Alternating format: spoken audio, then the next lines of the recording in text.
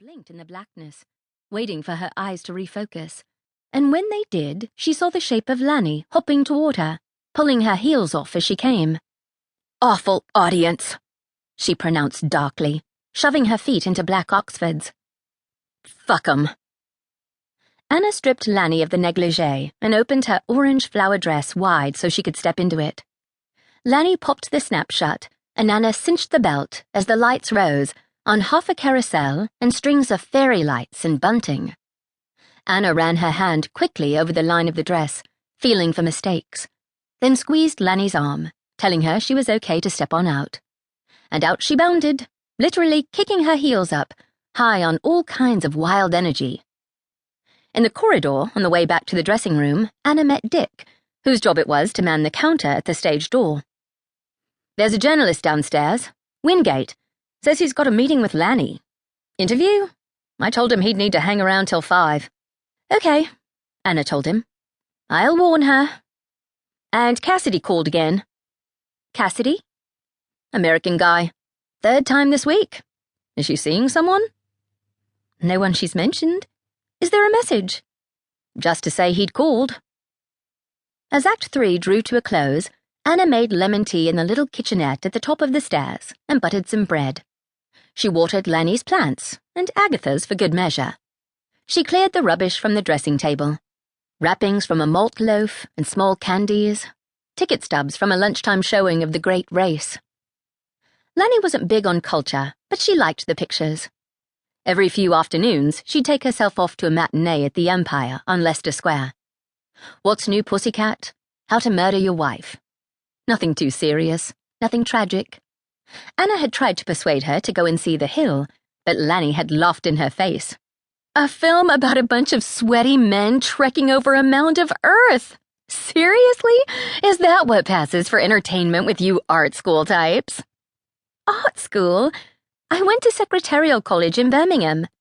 "Yeah, but you have the whole black stockings, polo neck, ponytail thing going on. You're just missing a beret and a pack of French cigarettes." "You're calling me a sude." "I'm not. It's a look. I'm fine with it." "Lanny, I am not a sude." "No, I get that. Just because it walks like a sude and talks like a sude." Anna smiled at the memory of this derision. For in truth, she was rather pleased with the art school reference. Then she set to sweeping magazines, knickers, and old socks off the chaise longue. Lanny was back in her dressing room by 10 to 5. So anxious was she to get out of costume that she tried to pull her jacket off without unbuttoning it first. Anna took her by the shoulders and sat her down, then she unbuttoned and unzipped the woman as if she were a child. She hung the costume on the rail and found Lanny a pair of jeans and a shirt, which she'd thrown into the corner of the dressing room a week earlier. "The jeans don't fit," Lanny told her. "Would you like a skirt?" "I'd like to not be so fucking cold all the time. This country just makes me want to eat. All I could hear through my final speech was hack, sniff, cough." "British audiences sniff when it's cold." Anna's eyes searched the dressing room for whatever Lanny had worn into work that day. She found it under the makeup table, a green silk dress lying in a creased heap. Anna shook out the expensive rag and handed it over. "You know you have an appointment at 5? "Do I? Who with?" "Some journalist.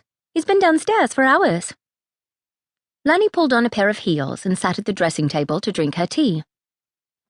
"Would you hang around for a bit?" "For the interview?" "Yeah. Sometimes journalists can be a bit sleazy. I haven't got the energy for all that crap." "Of course. Also, someone called Cassidy called." Lanny nodded. "Did he leave a message?" "Just that he called." "Okay," Lanny said. "Okay." Anna showed James Wingate up the many flights of stairs. He was in his 50s, Anna thought, with a gaunt, handsome face.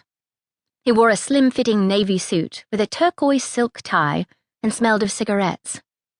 Wingate started talking before he was even in the room. "Miss Green, thank you so much for seeing me between performances." Lanny, who had arranged herself modestly on the chaise longue, legs covered by a lap blanket,